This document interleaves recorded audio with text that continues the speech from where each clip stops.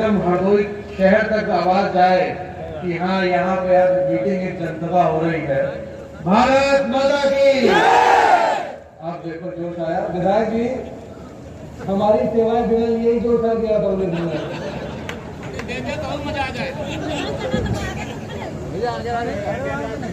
आज विकास खंड कड़ियावा में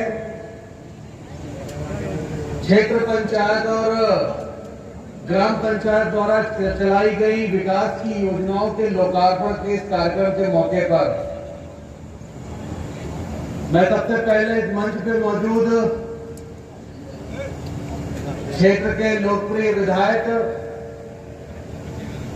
आदरणीय श्री श्याम प्रकाश जी,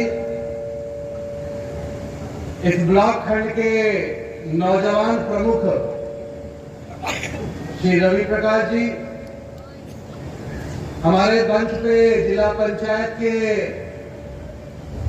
अध्यक्ष के प्रतिनिधि और हमारे अवध क्षेत्र के क्षेत्रीय मंत्री श्री पीके वर्मा जी, हमारे मंच पे मौजूद जिला पंचायत सदस्य प्रतिनिधि श्री विजय सिंह जी, आयोड़ी ब्लॉक से आए हुए प्रमुख श्री धर्मवीर सिंह जी,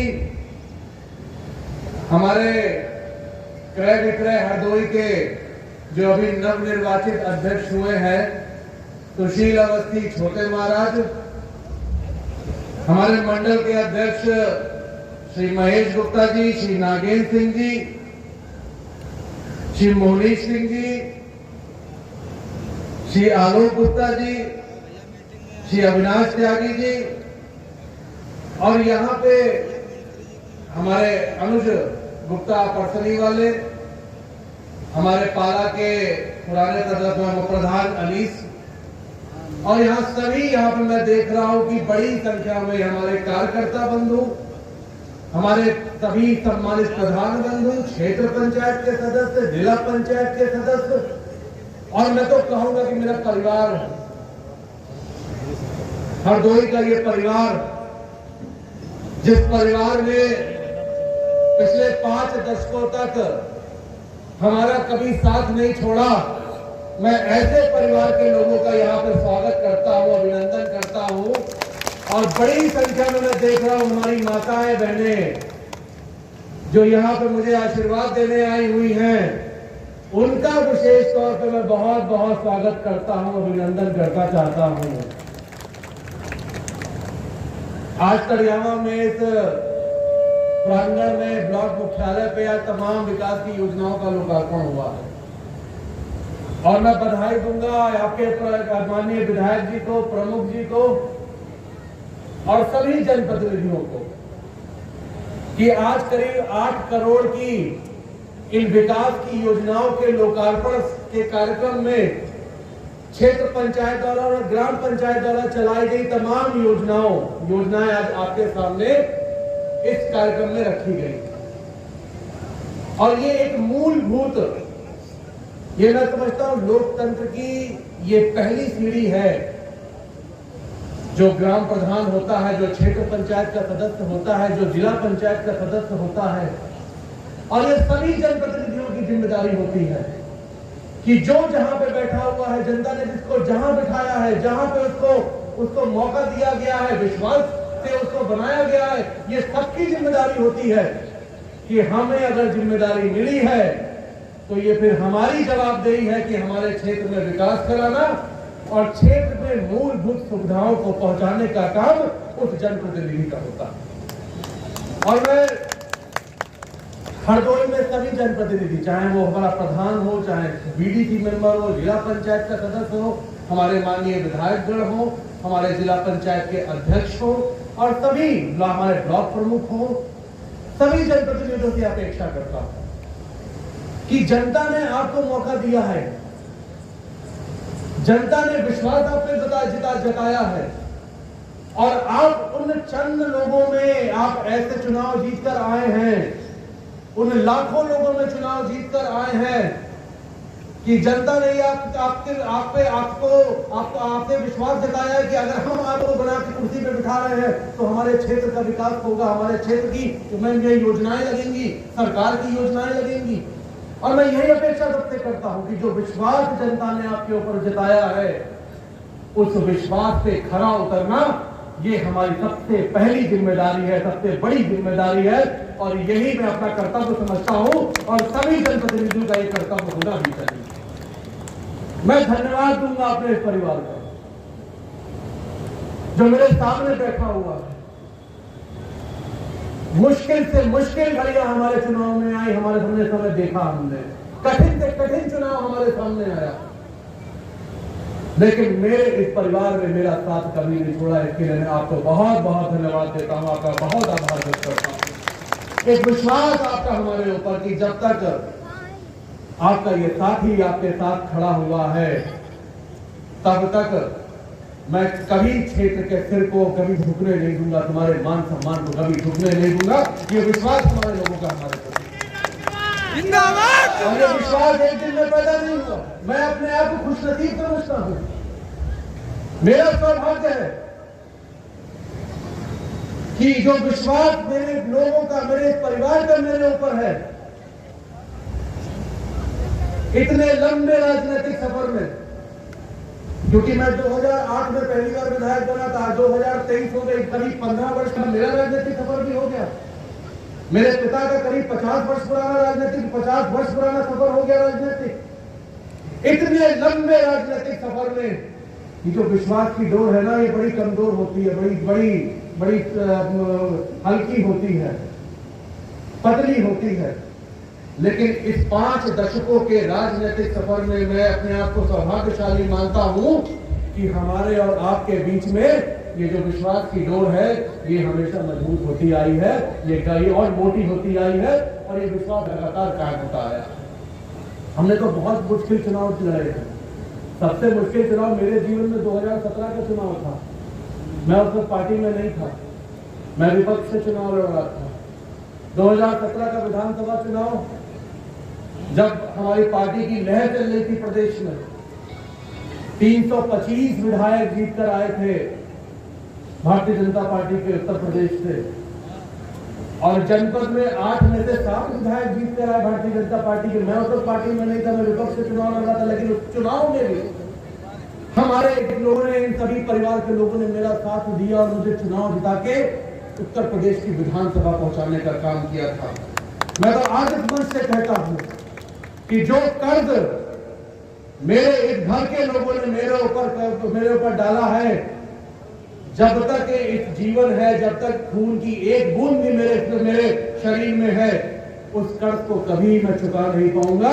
जो कर्ज आपका मेरे ऊपर है, जो विश्वास, जो प्यार आपका मेरे ऊपर है, मैं कभी उस कर्ज को नहीं चुका। मैंने हमेशा हरदोई के विकास की बात करी।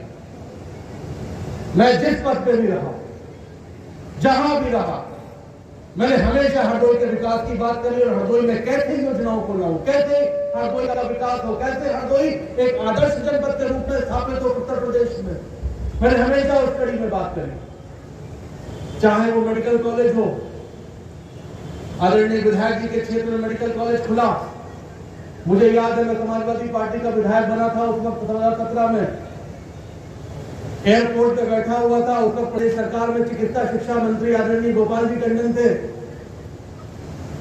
मुझे एयरपोर्ट पे मिल गए। मैंने उनसे कहा कि माननीय मंत्री जी, हरदोई में एक बहुत पुरानी मांग है कि हरदोई में मेडिकल कॉलेज होना चाहिए, कम से कम हमारे हरदोई वासियों को भी बेहतर अच्छा इलाज मिले।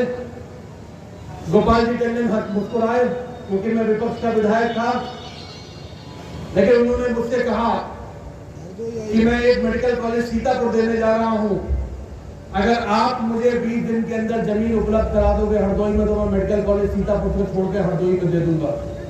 मैंने कहा जमीन की जिम्मेदारी मेरी, आपने 20 दिन का, मैं 15 दिन में आपको जमीन उपलब्ध करा के हरदोई में दिखाऊंगा। मैंने तुरंत जिलाधिकारी से बात करी, मैंने कहा ये जरूरी नहीं है कि मेडिकल कॉलेज मेरे क्षेत्र में आए, मेडिकल कॉलेज तो जिले का होना चाहिए। आप हमारी देखिए कहां पे जमीन मिल जाए, जितनी जरूरत है जमीन की, जिस क्षेत्र में भी जमीन मिल जाए तुरंत जमीन का प्रस्ताव भेजिए ताकि वो, और 15 दिन के अंदर उस वक्त जिलाधिकारी से मैंने जमीन का प्रस्ताव करा के उत्तर प्रदेश सरकार को भिजवाया और गोपाल जी टंडन जी से कहा कि लीजिए जमीन का प्रस्ताव, और मैं धन्यवाद दूंगा टंडन जी का।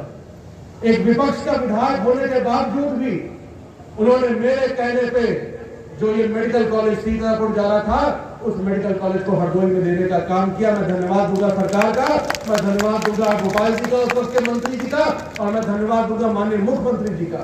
यह होता है बिना भेदभाव के काम करना, यह होता है हम पक्ष विपक्ष नहीं देखते।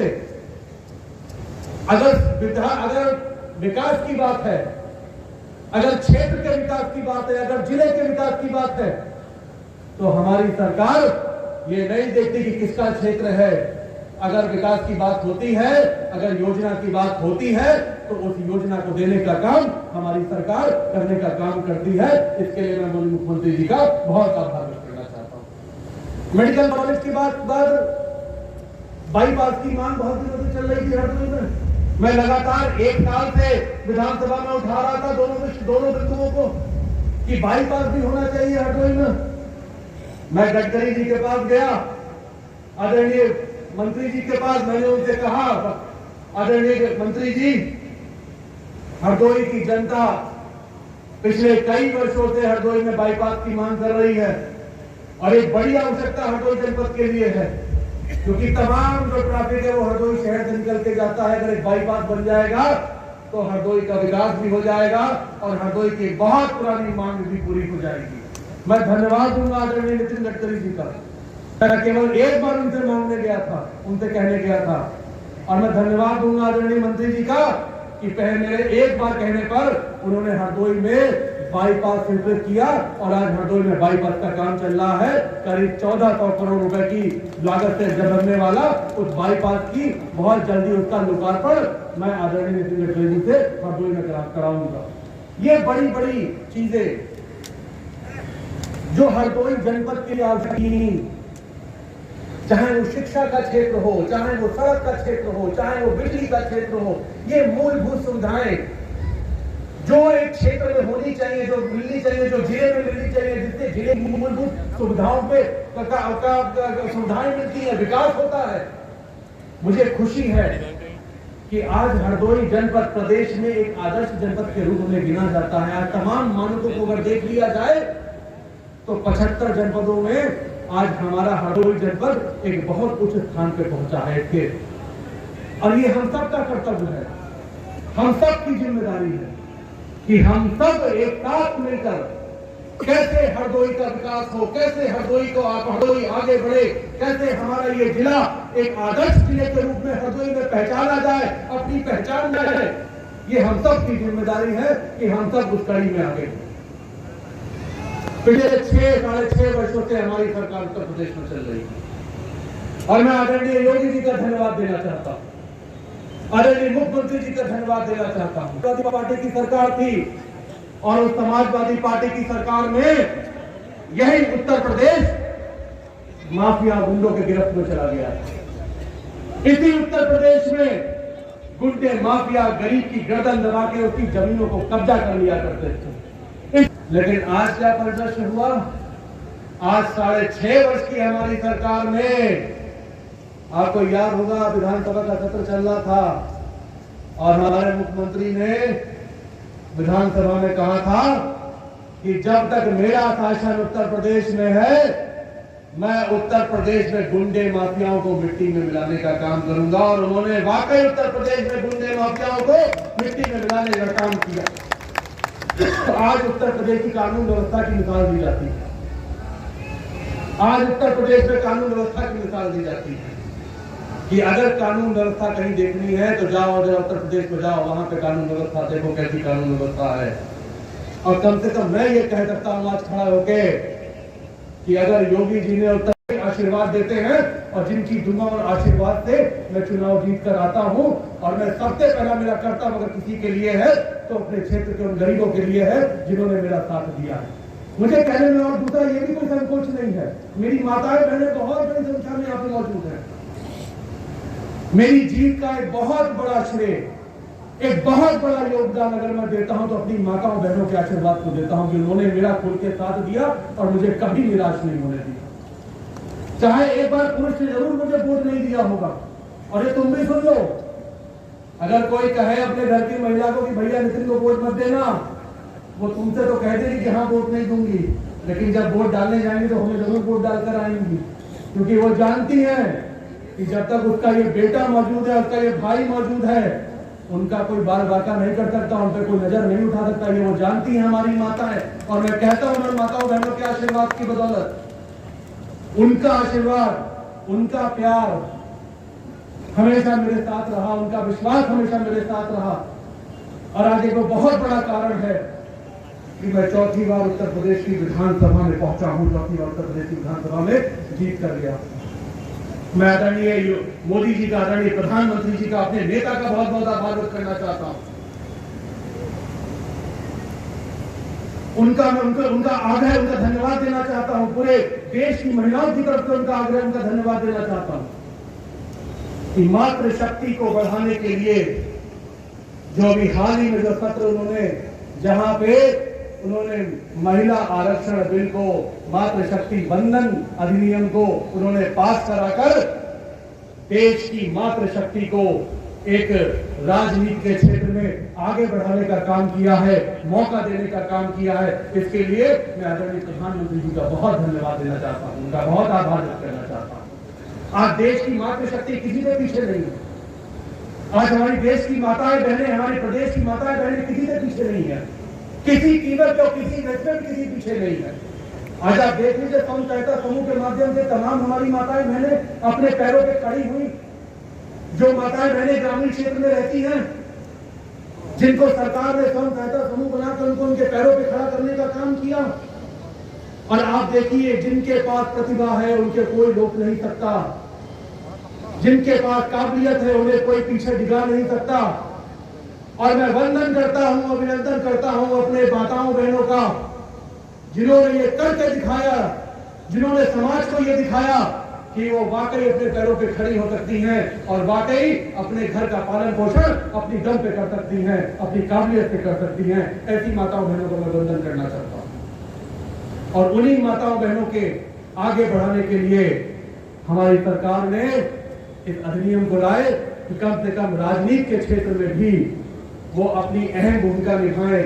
और जब वो लोकसभा और विधानसभा के पहुंचे, हाउस में पहुंचे, तो वो अपने आधी आबादी का, अपनी मातृशक्ति की आवाज को और बुलंद करके और अपने अधिकारों की बात को और प्रभावी ढंग से हाउस के बदल कर सके। मैं आज यहाँ पे ये जरूर कहूंगा, आज आपके इस मौके पर, जहां पे हमारे तमाम साथी मौजूद हैं, 2024 का चुनाव आने जा रहा है,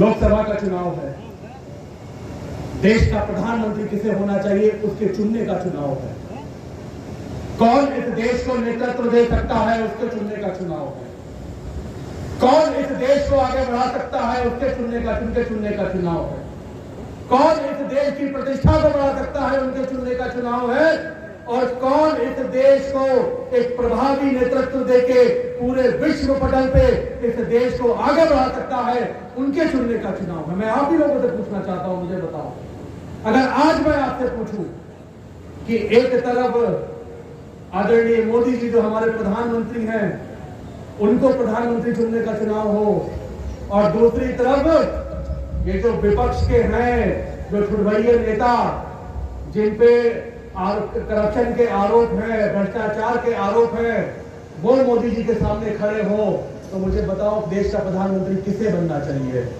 मोदी जी को बनना चाहिए कि नहीं बनना चाहिए? बनना चाहिए कि नहीं बनना चाहिए? आज मोदी जी ने इस देश की प्रतिष्ठा को आगे बढ़ाया। आज पूरे विश्व में अगर हम कहते हैं कि भारत पूरे विश्व में गुरु बने, पूरे विश्व को दिशा दे, आज उस कड़ी में भारत को आगे बढ़ाने का काम अगर किसी ने किया है तो वह आदरणीय प्रधानमंत्री नरेंद्र मोदी जी ने करने का काम किया है। आज पूरे विश्व में भारत का नेतृत्व स्वीकारने का काम अगर हुआ है तो वह आदरणीय नरेंद्र मोदी जी के नेतृत्व में होने का काम किया। आज विश्व के तमाम नेताओं ने मोदी जी के नेतृत्व को स्वीकारा, भारत के नेतृत्व को स्वीकारा, और तमाम बड़ी बड़ी शक्तियां जिनके सामने पहले हम लोग झुक के मदद मांगते थे, आज परिस्थिति वो आ गई कि आज पूरा विश्व भारत के सामने झुकने को तैयार हो गया, भारत के सामने झुकने को मजबूर हो गया।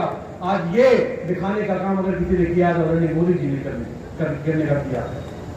और आज तमाम विपक्ष मोदी जी पे आरोप लगा रहा है। विपक्ष नारा देता है मोदी हटा दो, विपक्ष नारा देता है भाजपा हटा दो। मैं पूछना चाहता हूं विपक्ष के लोगों से, क्यों मोदी हटा, क्यों मोदी को सत्ता से हटाओ, दिल्ली की सत्ता से हटाओ? क्या मोदी जी को इसलिए हटाओ कि मोदी जी ने देश के 80 करोड़ लोगों को मुफ्त राशन देने का काम किया? मोदी जी ने प्रदेश के 15 करोड़ गरीबों को मुफ्त राशन देने का काम किया? या मोदी जी को इसलिए हटाओ कि मोदी जी ने देश में 44 करोड़ जनधन खाते खुलवाने का काम किया? या मोदी जी को इसलिए हटा दो कि मोदी जी ने उज्ज्वला योजना में 10 करोड़ महिलाओं को, परिवारों को गैस का कनेक्शन देने का काम किया? या मोदी जी को इसलिए हटाओ कि मोदी जी ने करीब 10 करोड़ से ज्यादा किसानों के खातों में किसान सम्मान निधि भेजने का काम किया? किस लिए मोदी जी को हटाओ? आज सीधे जनता को लाभ और सरकारी योजना का लाभ अगर सीधे कहीं पहुंचता है तो वो लाभार्थी के खाते में पहुंचता है। बताओ, खाते में पैसा आता है कि नहीं आता है? सीधे आता है कि नहीं आता है?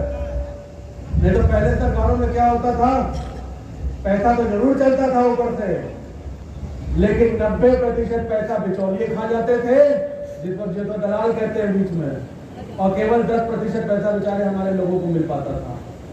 और आज अगर 100 रुपए चलता है ऊपर से तो पूरा का पूरा 100 रुपए आज गरीब के खाते में पहुंचता है। आज ये बदलाव मोदी जी ने करके देश में और उत्तर प्रदेश में करके दिखाया है। तो बताओ, देश का प्रधानमंत्री किसे बनना चाहिए? किसको बनना चाहिए? और मैं तो कहता हूं, शेर अकेले लड़ता है, अपनी लड़ाई अकेले लड़ता है, और हमारा शेर, हमारे देश के प्रधानमंत्री अकेले लड़ रहे हैं। और जो गीदड़ होते हैं ना, भेड़िए, वो झुंड में आके लड़ते हैं शेर से। ये जो विपक्ष ने एक बनाया है ना गठबंधन, जिसका नाम इंडिया रखा है, INDIA, ये INDIA नाम रखने से तुम इंडिया नहीं हो जाओगे। ये जो भेड़िए हैं, ये झुंड में आके शेर से लड़ाई लड़ रहे हैं। तो बताओ, जब शेर लड़ता है तो भेड़ियों का क्या हाल होता है? क्या हाल होता है शेर के सामने? और मैं तो आज आप लोगों से कहता हूं कि आज देश के गरीब, नौजवान, किसान, महिलाएं और हर वर्ग का विश्वास आदरणीय प्रधानमंत्री जी के ऊपर है, हमारी सरकार के ऊपर है।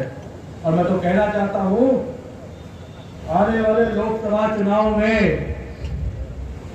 दोनों लोकसभा सीटें हरदोई की, हालांकि पिछली बार भी जीते थे हम लोग, 2019 में दोनों लोकसभा सीटें जीते थे, लेकिन बताओ, हाथ उठा के एक विश्वास दिलाओ, 1,30,000 वोट से हरदोई लोकसभा जीते थे पिछली बार। अब की बार 2,60,000 वोटों से जिता के भेजोगे हरदोई भाजपा भारतीय जनता पार्टी को कि नहीं भेजोगे? बताओ, विश्वास दिलाते हो कि जिता के भेजोगे?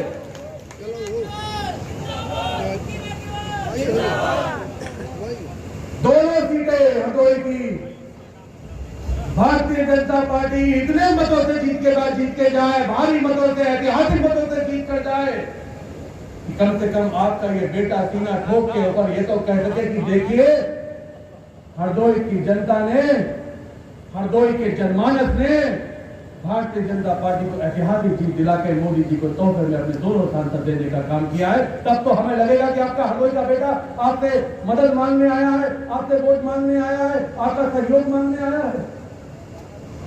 और एक बार फिर से मैं यही कहूंगा, आपका ये बेटा सदैव आपके लिए खड़ा हुआ, मेरा दरवाजा सदैव तुम्हारे लिए खुला हुआ है। और मैं तुम्हें विश्वास दिलाता हूं, मुझ पे तो कुछ लोग आरोप लगाते हैं, कहते हैं लखनऊ में जब लोग मुझसे मिलने आते हैं मेरे सरकारी आवास पे या हमारे निजी आवास पे भी, तो लोग कहते हैं कि अगर हरदोई का कोई दिख जाता है तो बाकी सब पीछे कर दिए जाते हैं, हरदोई के लोगों को आगे ले कर दिया जाता है कि तब बताओ, मैं पहले हरदोई की बात सुनूंगा, बाकी बात की बात करूंगा। लोग आरोप लगाते हैं कि आप पक्षपात करते हैं।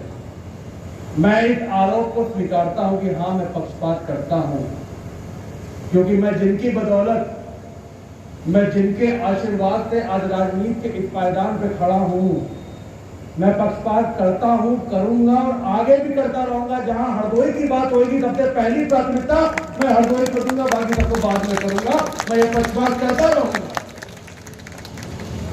और तुमसे वादा करता हूं कि तुम्हारा ये बेटा तुम्हारे लिए सदैव तुम्हारे सुख दुख में खड़ा मिलेगा। मेरा दरवाजा सदैव तुम्हारे लिए खुला मिलेगा। मेरा दरवाजा चाहे किसी भी वक्त, मैं तुमसे वचन देता हूं कि जो भी मुझसे मदद मांगने आएगा उसको कभी खाली हाथ नहीं छोड़ूंगा, उसको भेजूंगा, उसकी मदद करूंगा और जहां तक भी लड़ाई लड़ सकता हूं अपने उस कार्यकर्ता, अपने साथी की लड़ाई लड़ूंगा और उसकी पूरी मदद करने का काम करूंगा। मैं इस मौके पे सभी यहाँ पे लोगों का बहुत धन्यवाद देना चाहता हूँ और इस सफल आयोजन की अपने सभी आयोजक बड़ों को भी धन्यवाद देना चाहता हूँ कि आज आपने इस सफल आयोजन करके कम से कम मुझे ये मौका दिया है कि आज मैं सामूहिक तौर पे आप सबके साथ में खड़ा हूँ, मिल रहा हूँ और लगातार ऐसे ही हमारे इस प्यार की डोर, इस विश्वास की डोर बनी रहे। आपका बेटा सदैव आपके लिए, आपके सुख में, आपके दुख में सदैव कंधे से कंधा मिलाकर आपके साथ खड़ा रहेगा। और मैं तो कहता हूं कि मेरा सर अगर झुकेगा तो वो हरदोई की जनता के सामने झुकेगा, बाकी किसी के सामने नहीं झुकेगा। ये आपका बेटा तुम्हें वचन देता है कि कभी भी झुकना होगा तो सर केवल तुम्हारे सामने झुकेगा। बहुत बहुत आपका धन्यवाद देता हूं और आपका बहुत आभार व्यक्त करता हूं और आए हुए सभी लोगों का बहुत बहुत स्वागत, अभिनंदन करता हूं। जय हिंद, जय भारत, जय श्री राम, जय श्री राम।